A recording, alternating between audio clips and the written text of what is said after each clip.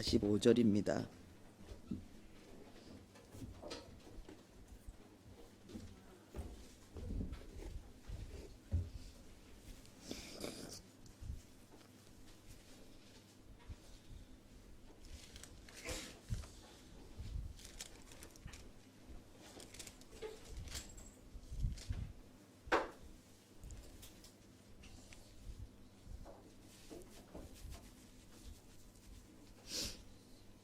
레위기 11장 우리 45절 함께 합독하도록 하겠습니다. 나는 너희의 하나님이 되려고 너희를 애굽 땅에서 인도하여 낸 여호와라. 내가 거룩하니 너희도 거룩할지어다. 아멘. 우리 한 번 더 하겠습니다. 나는 너희의 하나님이 되려고 너희를 애굽 땅에서 인도하여 낸 여호와라. 내가 거룩하니 너희도 거룩할지어다. 아멘. 기도하겠습니다. 아버지 하나님, 하나님께 우리가 얼마나 소중한 존재인지, 우리를 다시 영화롭게 하시려고, 우리를 다시 강하고 능하고 영광스러운 하나님의 형상으로, 하나님의 자녀로 세우시려고 하나님이 행하신 희생과 고통의 쓴잔이 얼마나 지독했는지 알게 해 주시옵소서. 우리 주님은 다 이루었다 말씀하셨고 이제 우리에게 거룩함을 요구하십니다. 세상에 있는 것과는 다르게, 세상 사람들과는 다르게 살아갈 수 있는 능력과 하나님 아버지 지혜와 힘을 다 주시고 이제 그것을 사용하며 그것을 누리며 그것을 나타내라고 말씀하십니다. 아버지 하나님, 하나님께서 우리에게 생명을 바쳐서 주신 이 귀한 복음, 생명을 다해서 순종하며 받들게 해주시옵소서. 하나님, 복음이, 예수의 십자가, 부활과 영생이, 천국이 우리의 생명보다 더 귀하다는 사실을 우리의 삶 속에서 매일 증거하며 살아갈 수 있도록 도와주옵소서. 그래서 우리가 이 세상 가운데 살아있는 동안 하나님의 증인이 되게 하시고 하나님의 진리의 증거가 되게 해 주옵소서. 예수님의 이름으로 기도합니다. 아멘. 오늘 말씀의 제목은 너희도 거룩할지어다, 너희도 거룩할지어다입니다. 그리스도인의 삶은 하나님 앞에서의 삶입니다. 우리가 누구 앞에 있든지 어떤 상황 속에 있든지 우리에게 어떤 일이 일어나든지 거기에 대한 모든 반응은 하나님 앞에서의 반응입니다. 다른 말로 하면은 하나님을 위한, 하나님의 뜻을 이루고 하나님을 예배하는 삶, 이것이 그리스도인의 삶입니다. 창세기는 하나님께서 우리 인간을 하나님의 형상으로 창조했다는 것입니다. 모든 피조물 중에 면류관, 영광, 그것이 바로 우리입니다. 나입니다. 그런데 그 존귀와 영광을 잃어버린 심각한 사건, 우리가 범죄하고 타락하여서 하나님을 잃어버리는, 그래서 하나님이 우리에게 주신 존재 양식과 그리고 하나님이 우리에게 주신 존재 영광을 잃어버린 것, 그것이 창세기에 기록되어져 있습니다. 그리고 창세기에는 또한 그것을 해결하는 방법, 우리가 해결하는 것이 아니라 하나님이 해결해 주시는 구원의 내용도 들어가 있습니다.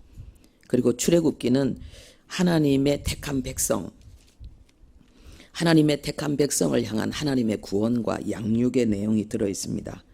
그리고 레위기에는 하나님의 백성의 가장 중요한 특성, 하나님 앞에 양육을 받는 하나님의 자녀에게 가장 중요한 특성, 거룩에 대한 말씀입니다. 거룩이 무엇인지, 우리가 왜 거룩해야 되는지, 그리고 어떻게 거룩하게 살 수 있는지, 거기에 대한 내용이 레위기에 들어 있습니다. 첫째로 거룩이 무엇인가? 하나님이 내가 거룩하니 너희도 거룩해라, 이렇게 말씀하십니다. 이것은 하나님의 요구이니까 우리의 의무입니다. 우리에게 주어진 의무에 충실한 것이 의입니다. 율법의 의와 다른 그리스도인의 의는 하나님이 그리스도인에게 요구하시는 그 의무에 우리가 얼마나 충실하고 최선을 다하느냐. 그것이 우리가 이 땅에 그리스도인으로 살아가는 삶에 대해서 하나님이 너는 의롭다라고 평가하시는 내용입니다. 그것이 거룩이라는 말입니다. 하나님이 우리에게 요구하시는 모든 의무를 한마디로 이야기하면은 거룩입니다.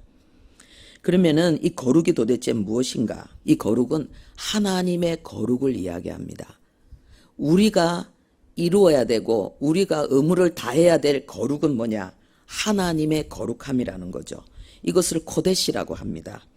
이것은 분리와 구별됨을 이야기하는 것이고 그리고 신성을 이야기하는 것입니다. 그러니까는 이 분리와 구별이란 말은 곧 어떤 것을 내포하고 있냐 하면요. 이 세상의 더러움과 이 세상의 천박함과 그리고 이 세상의 헛됨과 거짓됨이 존재된 가운데 이 거룩이 있는 것입니다. 그것이 아니라는 거예요. 그것과 다른 거라는 거예요. 그것에서 벗어난 거예요. 그것이 하나님의 신성이고 그것이 하나님이 우리에게 요구하시는 거룩함이라는 거죠. 세상과 다른, 세상 사람들과 다른 모습, 다른 가치관, 다른 결정, 다른 능력, 다른 영광. 그것이 그리스도인이 이루어야 될 거룩이라는 것입니다. 그래서 이 거룩은 이 세상과 구별된 이 세상과는 다른 사물과 그 사물의 특성을 지금 말하고 있는 것입니다. 고대시. 그래서 하나님이 우리에게 요구하시는 이 거룩이 바로 이 하나님의 거룩이 하나님의 속성 그리고 하나님의 나라의 속성을 이야기합니다. 하나님께 속한 모든 것의 근본적인 특성이 뭐냐? 거룩이라는 것입니다. 우리가 그리스도인이란 말은 그리스도 안에 있다는 거예요. 우리의 장소가 그리스도 안, 하나님 안에 있다는 거예요. 이것은 바로 하나님의 통치 그리고 하나님의 소유라는 뜻입니다. 우리는 하나님의 소유, 하나님의 통치를 받는 하나님의 백성이라는 거죠. 그래서 하나님의 백성의 특성도 뭐냐? 거룩이라는 거예요. 우리가 하나님께 속했기 때문에. 그리고 하나님께서 우리에게 내가 거룩하니 너희도 거룩하라라는 이 말씀은 뭐냐? 이것은 바로 하나님의 자녀다움을 이야기하는 거예요. 그리고 이것은 우리가 세상 사람들과는 다르게 구별되게 그리고 거룩하게 성결하게 사는 것은 당연한 거라는 거예요. 이것이 기본적인 의무라는 거예요. 이것이 아주 믿음이 좋은 사람, 특별히 훈련된 사람, 하늘로부터 뭔가 특별하게 기름 부음을 받은 사람이 살아가는 모습이 아니고 이것이 하나님의 자녀된 모든 성도의 근본 모습이라는 거예요. 이게 의무라는 거예요. 이 거룩이. 그래서 우리가 이 땅에 살아가는 동안 우리가 그리스도인으로서 이 땅에 존재하는 동안 우리가 하나님 앞에 교회 앞에 모든 세상 사람들 앞에 나타내야 될 중요한 특성이 거룩이라는 거예요. 성도다움을 한마디로 이야기하면은 성도다움의 한마디의 정의가 뭐냐? 거룩이라는 거예요. 그래서 성도는 이 세상에 사는 동안에 거룩을 위해서 노력해야 되고 분투해야 되는 것입니다. 이것이 성도의 특성이고 사명이고 이것이 십자가라는 것입니다. 세상 사람들과는 다르게 생각해야 돼요. 다르게 느껴야 돼요. 다르게 행동해야 돼요. 세상 사람들이 어떻게 저렇게 할 수 있지? 어떻게 저렇게 살 수 있지라는 그것이 그리스도인의 당연한 모습이, 삶의 모습이 돼야 된다는 거죠. 그렇게 산다는 것은 쉽지 않죠. 인간의 본성, 옛사람의 본성, 육신의 생각과 육신의 정욕을 이겨야 되기 때문에. 그리고 우리는 죽었다 깨나도 1000번을 죽었다 깨나도 거룩하게 살 수 없어요.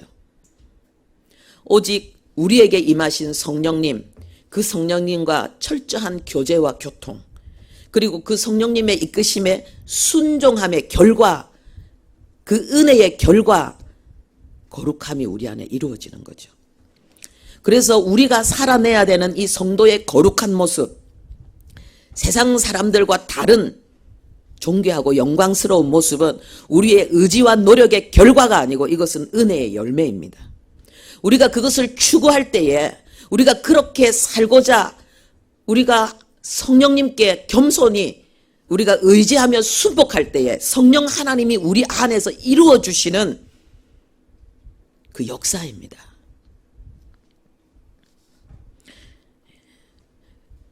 그런데 우리가 이것을 위해서는 우리의 고집과 우리의 교만을 버려야 되니까, 그래서 겸손히 하나님, 성령 하나님과 교제하고 교통하며 순종하는 그것이 우리에게 필요하니까 하나님은 그것을 굉장히 크게 여기십니다.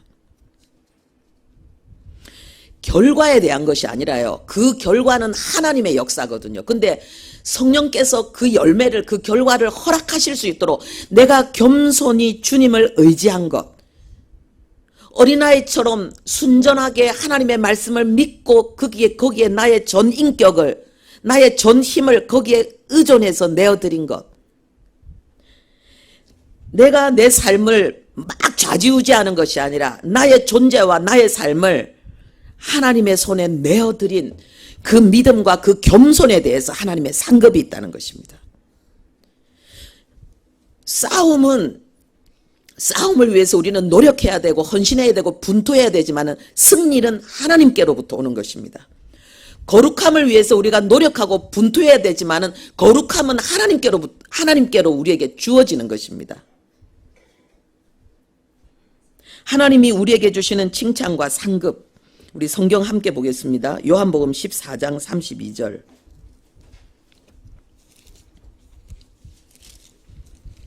요한복음 14장 32절입니다.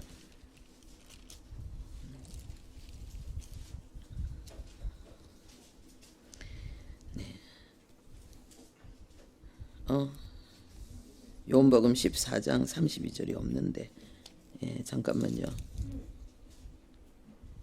13장 32절입니다. 그 앞장 13장 32절 우리 함께 읽겠습니다. 만일 하나님이 그로 말미암아 영광을 받으셨으면 하나님도 자기로 말미암아 그에게 영광을 주시리니 곧 주시리라. 아멘. 우리의 거룩이 세상 가운데 하나님의 영광입니다. 세상 사람들이 부인할 수 없는 하나님의 영광, 우리가 온 몸으로 우리의 삶으로 드러낼 수 있는 하나님의 영광, 그것은 바로 거룩입니다. 우리가 거룩함으로 하나님께 영광을 돌렸을 때에 하나님도 바로 그에게 영광을 주실 거라고, 반드시 주실 거라고 말씀하고 있는 것입니다. 하나님께서 우리가 거룩함으로 하나님의 영광을 나타냈을 때 하나님께서 우리에게 주시는 영광은 이 세상에서 그리고 내세에서 주어지는 영광입니다. 내세에서 주어지는 영광에 대해서 우리 함께 보겠습니다. 디모데후서 4장 7절 8절입니다. 신약성경 347페이지 347페이지 디모데후서 4장 7절 8절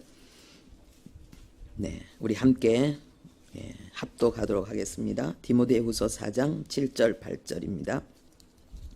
나는 선한 싸움을 싸우고 나의 달려갈 길을 마치고 믿음을 지켰으니 이제 후로는 나를 위하여 의의 면류관이 예비되었으므로 주 곧 의로우신 재판장이 그날에 내게 주실 것이며 내게만 아니라 주의 나타나심을 사모하는 모든 자의 계도니라. 아멘. 저는 여기에 지금 함께 예배하는 우리 모두가 다 주님을 사모하는 자인 줄로 믿습니다. 그리고 주님을 사모하는 자의 거룩한 삶을 살아서 바울이 지금 말하고 있는 이 의의 면류관을 우리가 다 같이 쓸 수 있기를 바랍니다. 내가 선한 싸움을 싸우고 달려갈 길을 마치고 믿음을 지켰다. 이게 거룩하게 살았다는 말입니다. 거룩하게 사는 사람은 믿음의 선한 싸움을 싸웁니다. 죄와 싸웁니다. 마귀 역사와 싸웁니다. 내 자신 속에 그리고 환경을 통해서 상황을 통해서 역사하는 어둠과 싸웁니다. 그리고 하나님이 우리 각자에게 주신 사명이 있습니다. 그 길을 온전히 완성해냅니다. 그리고 끝까지 믿음을 지킵니다. 그에게 하나님이 면류관이 있다고 말씀하십니다. 이 세상이 다가 아닙니다. 그리고 이 세상에서 누리는 영화가 다가 아닙니다. 우리가 하나님 앞에서 영원토록 누리려는 그 영화에 대해서 그것을 본 자는요, 이 땅의 영광을 배설물이라고 말합니다. 이 세상에서 우리가 거룩한 삶을 살 때에 하나님 앞으로부터 주어지는 또 복이 있습니다. 우리 마태복음 13장입니다. 31절과 32절. 마태복음 13장 31절, 32절. 예수님이 직접 설명하신 내용입니다. 우리 함께 합독하겠습니다.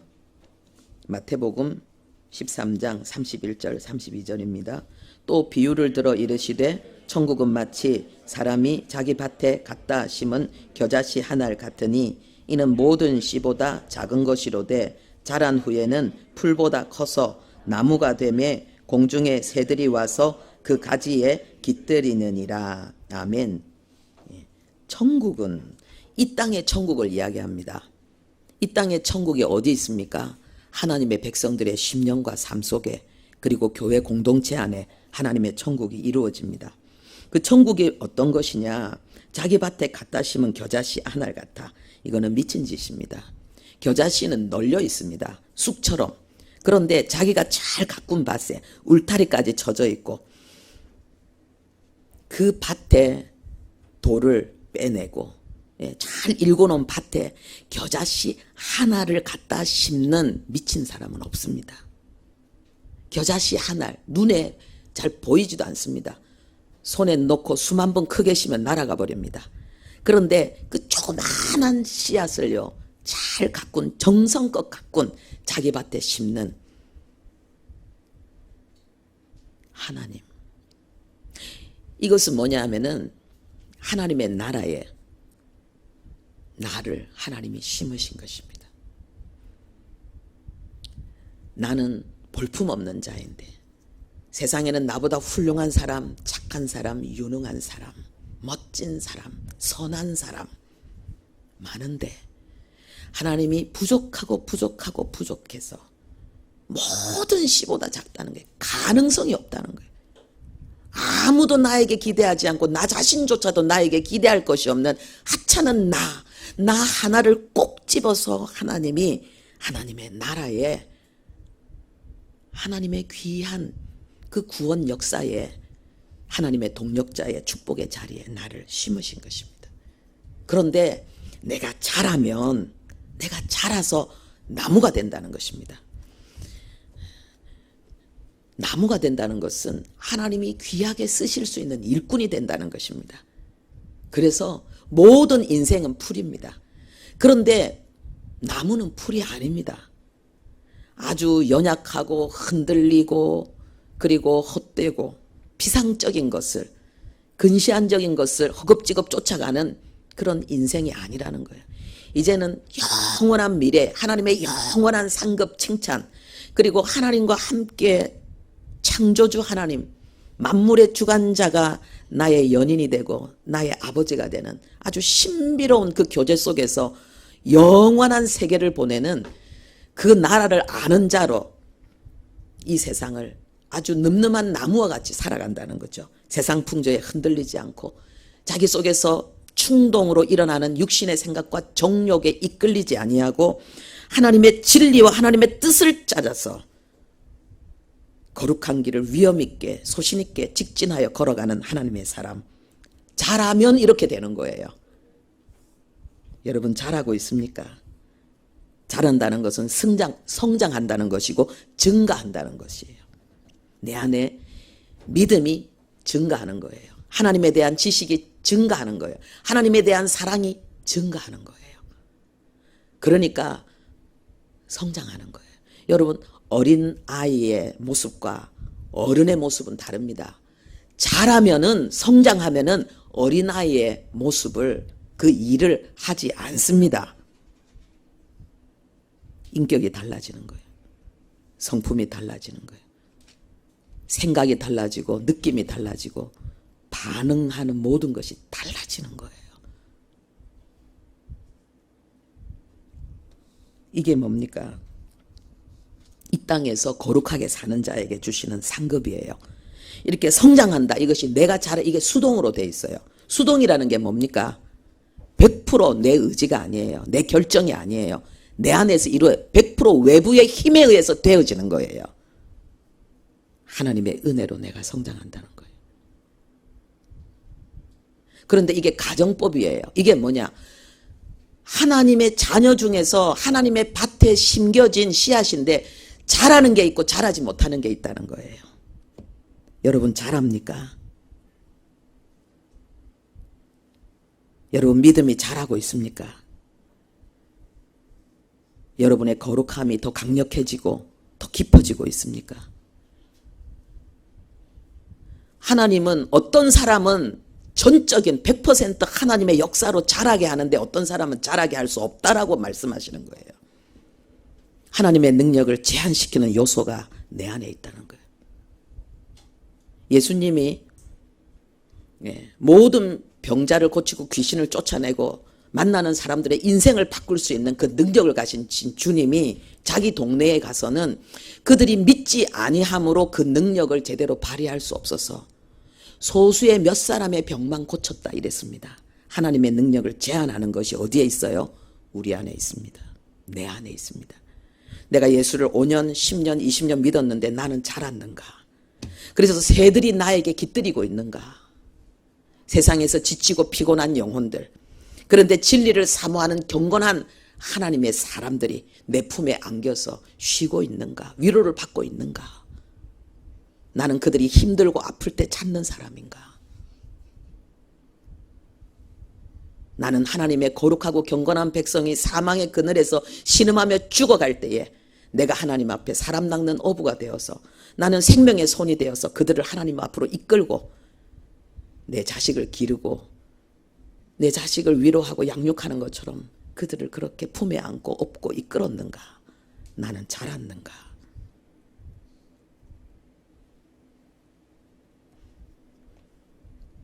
내가 자라는 것이 아니라 하나님이 나를 100% 자라게 하시는 거예요. 그런데 누구에게? 믿는 자에게. 겸손히 하나님을 의지하는 자에게 하나님이 그 일을 이루신다는 것입니다. 나무가 된다는 것은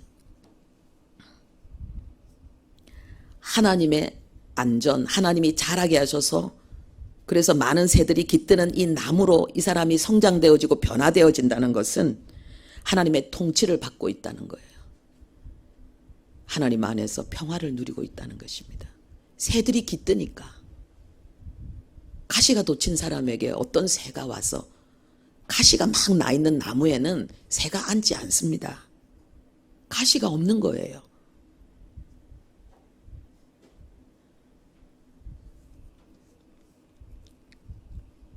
잎이 많아서 그늘을 만들어주면 더욱더 그렇겠죠. 더운 여름에 인생의 따가운 고통과 아픔으로 지치고 피곤한 영혼들이 여러분에게 찾아와서 안기겠죠. 그것이 영광입니다. 우리가 성령 하나님과 겸손히 교제 교통하고 순종하여 나갈 때에 그게 거룩한 삶이죠. 우리가 삶의 사소한 순간순간에 생각 하나, 행동 하나에 세상 사람들과 다른 그리스도인의 모습을 선택하며 나갈 때에 하나님께서 우리에게 성장하는 상을 주시는 거예요. 이 세상에서 하나님의 큰 나무가 되게 하시고 내세의 영광을, 면류관을 주신다고 말씀하십니다. 우리가 이것만 해도 우리가 거룩하게 살아야 될 내용이 충분한데 성경이 우리에게 왜 거룩해야 되는지 거룩의 이유와 목적에 대해서 또 가르치고 있습니다. 왜 거룩해야 되는가? 첫 번째는 하나님을 위해서, 두 번째는 나를 위해서, 세 번째는 교회와 이웃을 위해서 우리는 거룩해야 됩니다. 내가 거룩하니 너희도 거룩해라 라고 말씀하십니다. 나는 너희의 하나님이 되기 위해서 너희를 애굽 땅에서 인도해낸 여호와라.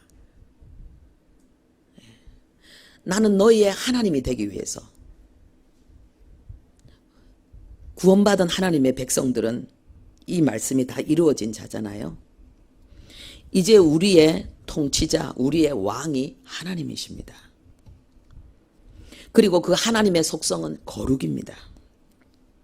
그래서 우리가 하나님과 교제 교통하고, 그리고 이 땅에 하나님의 특별한 은총, 죽어서 내세에서 누리는 영광이 아니라요, 이 땅에 하나님의 은총을 풍성히 누리기 위해서, 그리고 하나님과 동행하면서 하나님의 은사와 능력으로 하나님의 영광을 나타내고 하나님이 이 땅에 이루시는 놀라운 구속의 역사를 우리가 함께 연합하여 이루어내기 위해서 우리는 뭐 해야 되느냐? 거룩해야 되는 거예요. 하나님과 교제하기 위해서, 하나님과 연합하기 위해서, 하나님의 은총을 누리기 위해서 우리는 거룩해야 됩니다. 이것이 왜 하나님을 위한 것인가? 나를 위한 것인 것 같은데, 우리 성경 함께 보겠습니다. 구약 성경 1072페이지 예레미야 13장.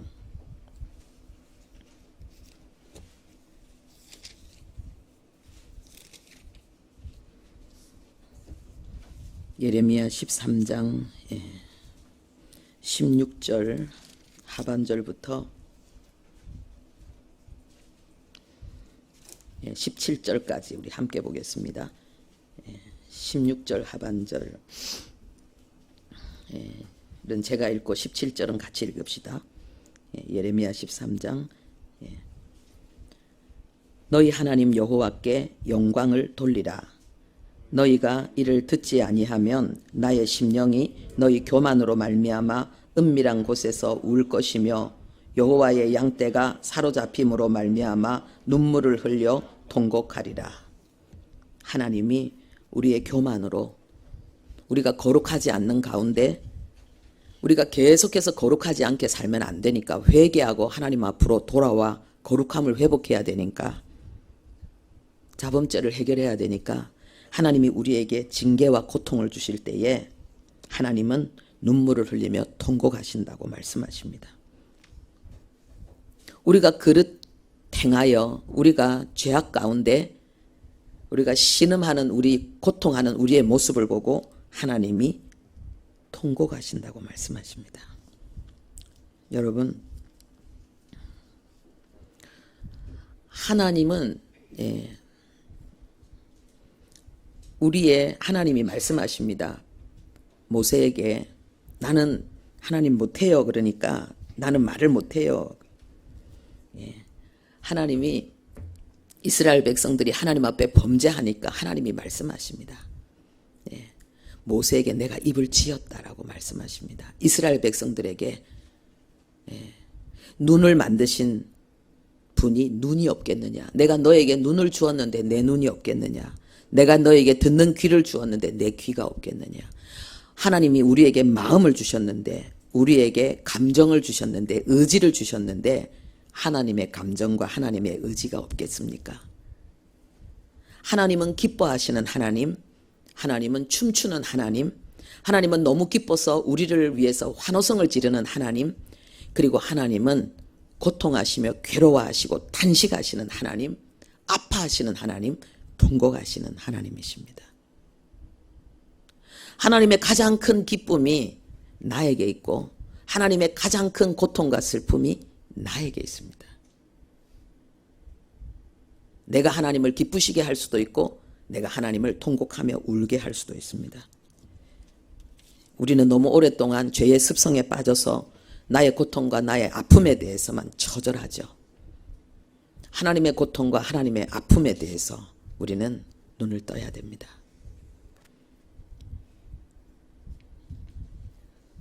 예수님께서 십자가를 지실 때에 사람들이 울었습니다.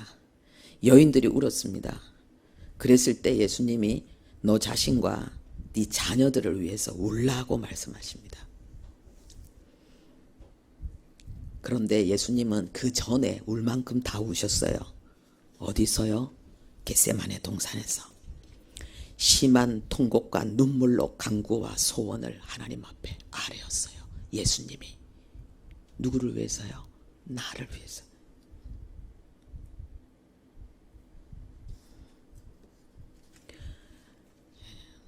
여러분들이 대화가 안 통하는 사람들, 마음이 통하지 않는 사람들 보면은 답답하고 괴롭죠. 외롭고 힘들죠. 고통스럽죠. 하나님이 지금 우리 안에 계시는데 하나님이 하나님의 전 생명을 다 쏟아서 하나님이 모든 명예를 다 포기하고 십자가의 그 처참한 쓴 잔을 마시면서 우리를 사랑하신 이유는 뭡니까? 우리를 구원하신 이유는 뭡니까? 우리와 사랑을 나누기 위해서예요. 우리와 교제하기 위해서예요. 우리와 화목하기 위해서예요. 그런데 우리가 거룩해야지 하나님과 교제하고 교통할 수 있잖아요. 빛과 어둠이 함께 공존할 수 없는 것처럼, 하나님과 사탄이 함께 공존하고 연합할 수 없는 것처럼, 우리가 거룩하지 않으면 하나님과 연합할 수 없어요. 하나님과 교제 교통할 수 없어요. 이때 하나님의 고통, 하나님의 마음이 전달되지 않는 하나님의 고통, 하나님의 뜻이 도대체 이해되어지고 용납되어지지 않는 우리의 거절, 우리의 외면에 대한, 우리의 반역에 대한 하나님의 고통, 그것을 우리는 알아야 됩니다.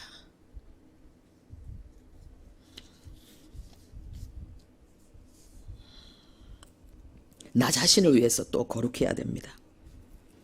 왜냐하면은 우리는 하나님의 나라 백성이잖아요. 우리는 하나님의 은혜 없이는 살 수 없는 자잖아요.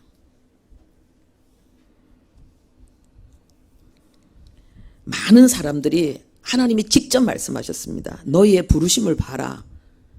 이 교회 공동체 안에 들어와 있는 많은 사람들을 봐라. 유능한 사람, 똑똑한 사람, 가문이 훌륭한 사람, 선한 사람, 의지가 강한 사람 별로 없다. 오히려 약하고 미련하고 천하고 멸시받고 아무것도 없는 그런 자들이 많지 않냐. 그 이유는 그들을 통해서 세상의 유능함과 세상의 강함을 부끄럽게 하기 위해서다. 하나님 그렇게 말씀하십니다. 어떻게 이 일이 일어날 수 있냐는 거예요. 우리가 부족한 가운데 하나님 앞에 나왔는데 우리가 어떻게 세상 사람들보다 더 강하고 더 능하고 더 큰 자가 되어서 그들이 하나님 앞에 굴복하도록 우리가 만들 수 있냐는 거예요. 그것은 아까 조그마한 그 겨자 씨앗이 나무가 되는 그 성장을 통해서 이루어지는 거예요. 이 성장이 뭡니까? 수동이에요. 100% 하나님의 은혜로 말미암아 우리가 성장하는 거예요. 그러니까 우리 안에 맺히는 성령의 열매, 그것은 우리의 인격이죠. 우리의 성품이죠. 우리의 삶의 태도죠. 사랑과 희락과 화평과 자비와 양성과 충성과 온유와 절제. 우리가 사회에서 충성된, 우리가 있는 그 공동체에서 충성된 일꾼이 되는 거죠. 우리에게 직장에서 상관에게 충성된 자, 부모에게 충성되고, 아내에게 남편에게 충성되고, 친구에게 충성되고, 하나님이 우리에게 그 은혜를 주시는 거예요. 그리고 은사와 능력이 있습니다. 이것을 통해서 우리는 세상 가운데 빛과 소금이 되는 거죠. 우리가 계속해서 읽는 말씀이니까 안 찾아도 되겠지요. 마태복음 5장 13절 14절 16절까지 우리는 세상의 빛이라는 거예요. 빛은 사람들이 높이 두니까, 우리는 산 위의 동네이기 때문에 모든 사람들이 보는 곳에 우리가 다 있어요. 많은 사람들이 우리를 보고 있어요.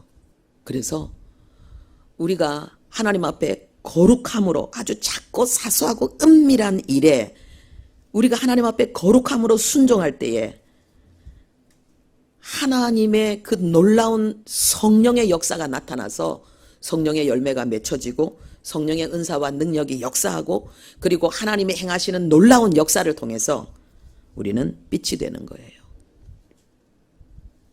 우리는 소금이 되는 거죠.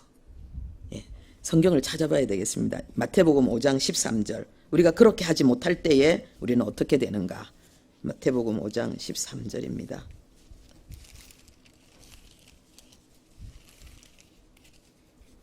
네, 우리 함께 합독하겠습니다. 너희는 세상의 소금이니 소금이 만일 그 맛을 잃으면 무엇으로 짜게 하리요? 후에는 아무 쓸데없어 다만 밖에 버려져 사람에게 밟힐 뿐이니라. 예. 소금이 소금의 맛을 내는 것, 하나님의 자녀가 거룩하게 사는 것이죠. 그런데 그 거룩함을 잃어버렸을 때에 우리는 어떻게 되는가? 쓸모없는 존재가 되는 거예요. 하나님 앞에 소중하고 사랑스러운 존재지만은 요긴하지는 않는 거죠. 쓸모는 없는 거죠.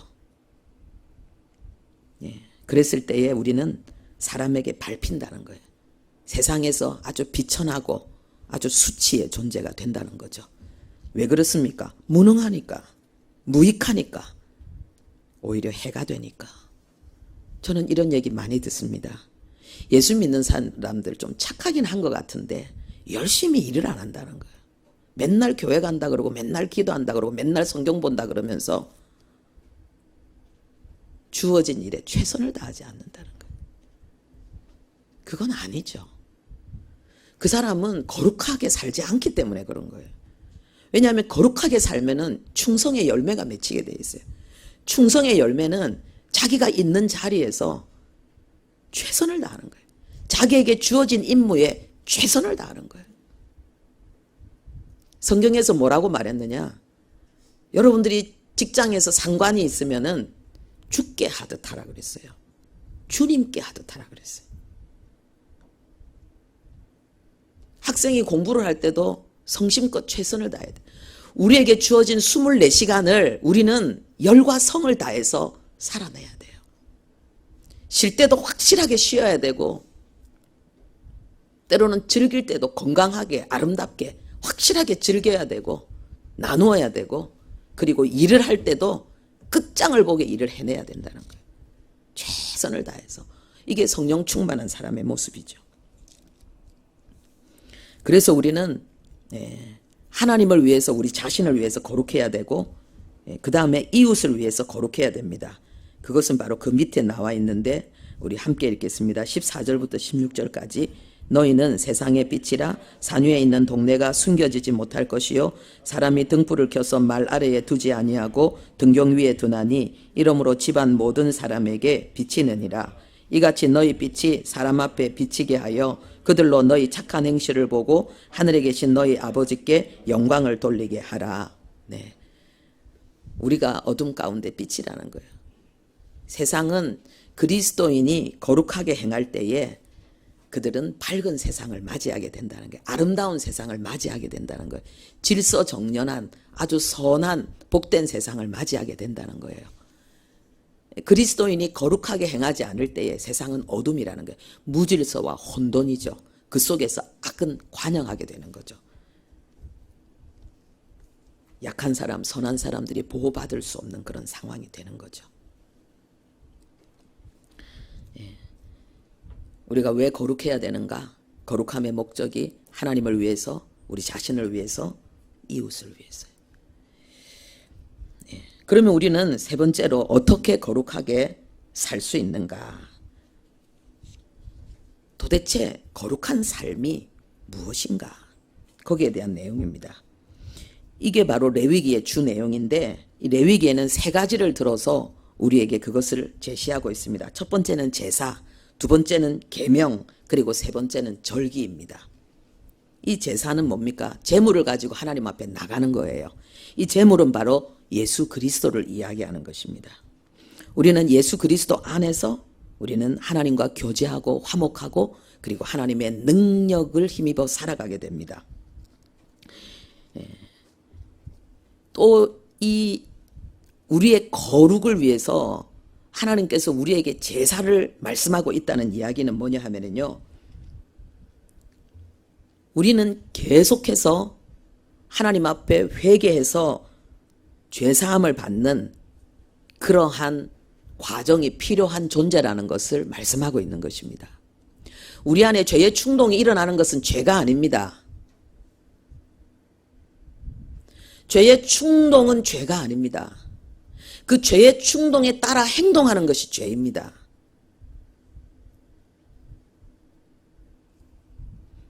성령 충만하면 이 죄의 충동도 달라지죠. 죄의 충동이 점점 약화되어지고 그리고 죄의 충동이 사라지는 경향이 있습니다. 그러나 천국 가는 그날까지 죄의 충동은 계속해서 있습니다. 그리고 우리는 자칫 원하지 않지만 실수로 때로는 너무나 강한 어둠에 짓눌려서 우리는 하나님 앞에 온전하게 행동하지 못할 때가 있습니다. 그때 우리는 뭐합니까? 회개하는 거예요. 그 잘못을 인정하고 뉘우치는 거죠. 그러면은 구약시대에 그 엄청난 그 죄의 과정들을 우리는 다 통과한 자가 돼버리는 거예요. 우리가 진심으로 회개하고 그리고 성령의 도우심을 구하면은 그 죄의 세력이 우리 안에서 소멸되어집니다. 소멸되어지고 우리는 결국은 그 죄의 세력에서 해방된 자가 됩니다. 예수 그리스도 때문에 우리에게 이 간편한 회개 역사 그리고 강력한 회개 역사가 일어나게 되는 거죠. 그리고 우리가 이것이 필요한 게 있습니다. 우리 안에 올라오는 죄의 충동과 때로는 사단의 공격을 통한 그런 넘어짐이 우리에게 필요하기도 합니다. 왜요? 겸손해지니까.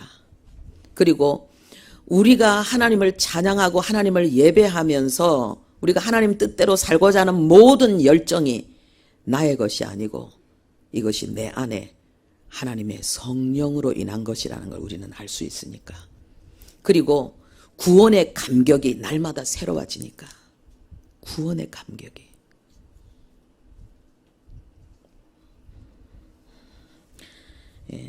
사람마다 삶의 그런 우리를 겸손케 하는 요소가 다릅니다. 우리는 겸손해야지 하나님을 하나님으로 존귀하게 우리는 대해야지 그리고 의지해야지 우리는 성령의 충만한 임재 속에서 계속해서 믿음의 길을 걸어갈 수 있거든요. 그런데 우리를 겸손케 시키는 가시, 방망이가 다 달라요. 여러분 어떤 것이 여러분을 겸손케 만듭니까? 여러분을 겸손케 만든다는 말은 다른 말로 하면 여러분을 절망시키는 거예요. 여러분 안에 있는 자기의, 자기 능력, 뭔가 자기의가 완전히 무너져서 물이 되어버리는 거예요. 물이 된다는 말은 쏟아진 물은 형태가 없는 거예요. 그리고 쓸 수 없는 거예요.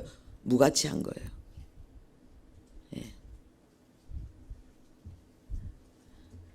우리는 너무 죄의 습성으로 말미암아서 하나님의 은혜로 되어짐에도 불구하고 이게 성장이 성령의 열매와 은사와 능력이 하나님의 전적인 은혜라고 말씀하고 머리로 아는데도 불구하고 그래도 내가 기도했으니까 그래도 내가 성경 봤으니까 그래도 나는 하나님 뜻대로 살려고 나는 몸부림쳤으니까 그러면서 거기에 대한 걸 하나님의 영광의 그 어떤 귀퉁이를 살짝 떼가지고 내한테 하나님 좀 갈라먹게 합시다. 하나님 90 나는 10.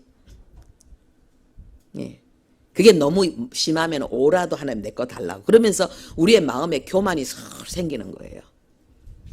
누구도 그랬어요? 바울도 그랬습니다. 삼층천을 갔다 와도 소용없어요. 하나님으로부터 직접 음성을 들어도 소용없어요. 제자들도 다 마찬가지예요. 모든 것을 버리고 주님을 쫓아도 상관없어요. 교만해지는 이 죄의 본성은 이 육신을 벗어야지 해결되어지는 거예요. 그래서 하나님께서 뭘 주셔요? 가시를 주시는 거예요.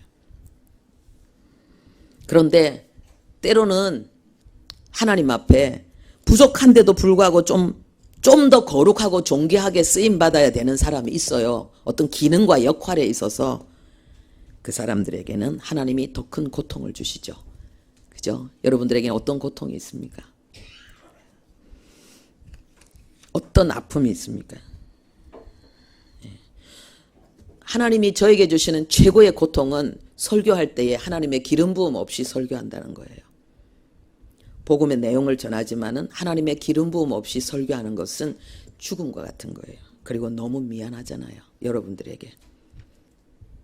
제가 그래서 하나님 앞에 간절히 요즘 정말 기도하는 내용이, 하나님 제발 나를 설교를 통해서 징계하지 마시고 다른 방법으로 징계해 주십시오. 다른 어떤 방법으로 하나님 하더라도 좋으니까 제발 설교를 통해서 나를 징계하는 일은 하지 말아 주십시오. 왜 그렇니? 여러분들 일주일에 어떤 분은 한 번 예배 드리러 나오는데 기름 부음이 없다고 완전히 없는 건 아니에요. 기름 부음이 이렇게 감해지거나 이런 가운데 여러분들이 설교를 듣는 건 얼마나 힘들겠어요. 그런데 그럴지라도 자기 심령에 기름 부음이 있는 사람은 상관없어요. 근데 자기 심령에 기름 부음이 없는 사람들은 굉장한 어렵죠, 그게. 우리가 다 그게 있어요. 그런데 그것이 뭐냐? 우리를 더 깊은 하나님의 은혜로, 늘 우리가 은혜로 살도록 만드는 하나님의 은총이라는 것입니다. 우리가 그 계명에 대한 것이 있는데요. 레위기 18장 3절에서 4절 함께 보겠습니다.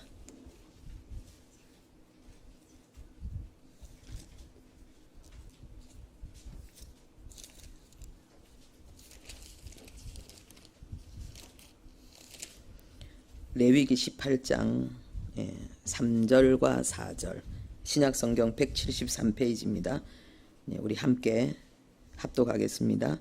너희는 너희가 거주하던 애굽 땅의 풍속을 따르지 말며 내가 너희를 인도할 가나안 땅의 풍속과 규례도 행하지 말고 너희는 내 법도를 따르며 내 규례를 지켜 그대로 행하라. 나는 너희의 하나님 여호와이니라. 아멘. 애굽 땅의 풍속도 가나안 땅의 풍속도 따르지 말고 하나님의 법도와 규례를 지키라고 했습니다. 성경에 나와 있는 수많은 내용들이 그렇습니다. 그리고 마지막 절기인데요. 이 절기는 기억하라는 것입니다. 상기하고 절대로 잊어버리지 말라는 것입니다. 이스라엘 백성들이 중요하게 지키는 절기가 7가지가 있습니다. 유월절은 예수님의 죽으심을 잊지 말라는 거예요. 내가 누리는 모든 은혜는 예수님의 희생, 피값으로 이루어진 것입니다. 절대로 잊으면 안 됩니다. 그리고 무교절은 뭡니까? 우리가 하나님 앞에 드리는 모든 헌신과 충성의 기본이 뭐냐? 거룩, 죄 없는 제물을 하나님 앞에 드려야 된다는 거예요. 초실절은 뭡니까? 예수님의 부활입니다. 그리고 나의 부활을 이야기하는 거죠. 오순절은 뭡니까? 우리가 성령 충만해야 된다는 거예요. 항상 성령 안에서. 그래서 성령 충만을 소멸치 말라. 성령을 소멸치 말라. 항상 성령 충만으로 살아라 말씀하십니다. 여러분 성령 충만하십니까? 뜨겁게 찬송하시고 뜨겁게 기도하시고 간절하게 하나님의 말씀 앞에 겸손히 아멘 할 수 있어야 되겠습니다.